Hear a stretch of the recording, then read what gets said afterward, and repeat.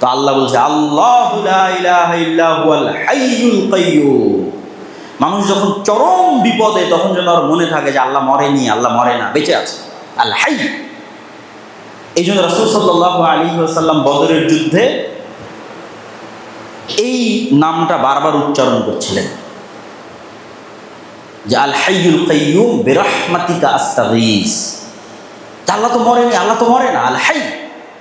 ওই উদাহরণের সাথে কানেক্ট করলে আপনি আল্লাহর এই নামের অর্থটা বুঝতে পারবেন।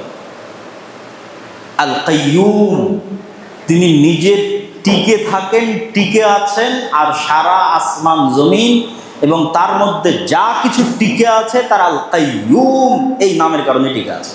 কাইয়্যুমুস সামাওয়াতি ওয়াল আরজ, সূর্য সূর্যের জায়গায় থাকতো না, ছিটকে পড়ে যেত যদি আল্লাহ কাইয়্যুম না হতো। চাঁদ চাঁদের জায়গায় থাকতো না যদি আল্লাহ কাইয়্যুম না হতো। আসমান আসমানের জায়গায় থাকতো না যদি আল্লাহ কাইয়্যুম না হতো। পৃথিবী পৃথিবীর জায়গায় থাকতো না, ভেঙে টুকরো টুকরো হয়ে যদি আল্লাহ কাইয়্যুম না হতো।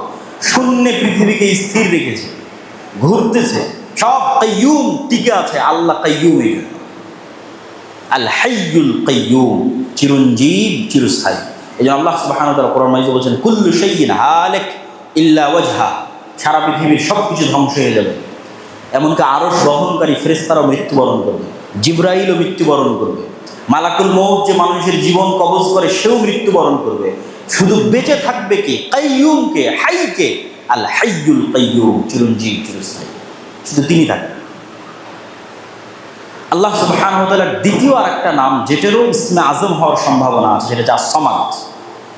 এই নামটা পবিত্র কোরআনে আর কোথাও ব্যবহার হয়নি, শুধু সূরা ইখলাসে ব্যবহার হয়েছে। এবং ধারণা করা হয় যে শুধু এই নামটার কারণে, আস-সামাদ এই নামটার কারণে সূরা ইখলাসের এত ফজিলত। তো আস-সামাদ এই নামটা আল্লাহর যত নাম আছে সব নামের মধ্যে উচ্চারণে বেশি ভাব গাম্ভীর্যপূর্ণ। সব নামের চেয়ে কেউ যদি বিশুদ্ধভাবে আরবি উচ্চারণ করতে পারে তাহলে আস-সামাদ এই নামটা উচ্চারণে বেশি ভাব গাম্ভীর্যপূর্ণ, বেশি শক্ত, বেশি প্রভাবশালী। তো সামাদ নামের অর্থ কি? সামাদ নামের হুবহু অনুবাদ বাংলা ইংরেজিতে করা সম্ভব নয় ব্যাখ্যা ছাড়া। যে একটা শব্দ দিয়ে আমি অনুবাদ করে দিলাম রহমানের মতো দয়ালু, এইভাবে অনুবাদ হয় না আস-সামাদ নামের। এর ব্যাখ্যা লাগবে। এর এক নম্বর ব্যাখ্যা হচ্ছে আল্লাহ সুবহানাহু ওয়া তাআলা আত্মনির্ভরশীল, অমুখাপেক্ষী, এক নাম্বার। দুই নাম্বার, সাথে সাথে সারা পৃথিবীর সকল কিছু একে অপরের তো মুখাপেক্ষী অবশ্যই, তার পাশাপাশি তারা আল্লাহর উপর নির্ভরশীল। দুটো একসাথে। ঈসা আলাইহিস সালাতু ওয়াস সালামও তার মায়ের মুখাপেক্ষী, মায়ের দুধ খেয়ে তিনি বড় হয়েছে। তাকে ঘুমাতে হতো, তাকে খেতে হতো। পৃথিবীর যত উলুহিয়তের দাবিদার আছে, যারা নিজেকে ইলাহ দাবি করে, তাদেরকে এই এক নাম দিয়ে আপনি পরীক্ষা করতে পারবেন ও আস-সামাদ কিনা। আত্মনির্ভরশীল, স্বয়ং সম্পূর্ণ, অমুখাপেক্ষী, শতভাগ কিনা, শতভাগ। না খেয়ে থাকতে পারবে কিনা, কতদিন? না ঘুমিয়ে থাকতে পারবে কিনা, কতদিন? ছোটবেলায় মা ছাড়া বড় হতে পারলো কিনা, কতদিন? সে যেই হোক, যত বড় ওলি, আউলিয়া, নবী, রাসূল, পীর, বুজুর্গ যেই হোক, সব যারা ইবাদতের যোগ্য বা মানুষ মনে করে সে ইবাদতের যোগ্য, তাদেরকে পরীক্ষা করতে হবে সামাদ এই নাম দিয়ে।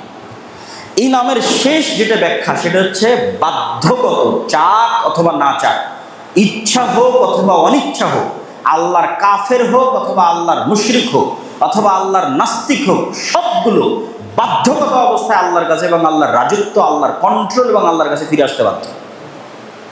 ও চাইলো কি না চাইলো তাতে দেখে আল্লাহ সুবহানাহু ওয়া তাআলার কোনো লাভ নেই। এই বর্ণনা দিতে গিয়ে আল্লাহ সুবহানাহু ওয়া তাআলা কোরআন মাজিদে বলছেন আফাগাইরা দীনিল্লাহি ইয়াবগুন, ওরা কি আল্লাহর আনুগত্য বাদে অন্যদিকে খুঁজতে যায়? ওয়ালাহু আসলামা মান ফিস সামাওয়াতি ওয়াল আরদি তাওআন ওয়া কারহা, ইচ্ছায় হোক অনিচ্ছায় হোক আল্লাহর কাছেই ফিরে আসতে হবে। আল্লাহর রাজত্বের বাইরে যাওয়ার কারো ক্ষমতা নেই। ও যত বড় কাফের হোক, নাস্তিক হোক, মুশরিক হোক, ফেরাউন হোক, নমরুদ হোক, আল্লাহর কন্ট্রোলে। সাব্বাহা লিল্লাহি মা ফিস সামাওয়াতি ওয়াল আরজ ওয়া হুয়াল আজিজুল হাকীম, আসমান এবং জমিনের মধ্যে যা কিছু আছে প্রত্যেকটা সৃষ্টিজীব আল্লাহর তাসবিহ পাঠ করে, ইচ্ছায় অনিচ্ছায়। আলাম তারা আন্নাল্লাহা ইউসাব্বিহু লাহু মান ফিস সামাওয়াতি ওয়াল আরজ, হে নবী আপনি কি দেখেন না আসমান এবং জমিনের সব কিছু আল্লাহর তাসবিহ পাঠ করে, এমনকি ওয়াত-তায়রু সাফাতিন, যে পাখি আকাশে উঠছে ও তাসবিহ পাঠ করে। শুধু তাই নয়, কুল্লুন ক্বাদ আলিমা সালাতাহু ওয়া তাসবিহাহু, এরা সবাই আল্লাহর সালাত আদায় করে, আল্লাহর তাসবিহ এবং আল্লাহর সালাত এরা জানে কিভাবে করতে হবে। ওয়ালিল্লাহি ইয়াসজুদু মান ফিস সামাওয়াতি ওয়াল আরদি তাওআন ওয়া কারহা, চাক অথবা না চাক, ইচ্ছা হোক অথবা না হোক, সব সৃষ্টিজীব আল্লাহ সুবহানাহু ওয়া তাআলার কাছে সিজদায় অবনত হতে বাধ্য হয়, হতে হয়। এ হলো সামাদ। আল্লাহ সুবহানাহু ওয়া তাআলার কন্ট্রোলের বাইরে কিচ্ছু না। আর তিনি নিজে অমুখাপেক্ষী, মানুষ সব একে অপরের মুখাপেক্ষী, আবার আল্লাহর উপর নির্ভরশীল।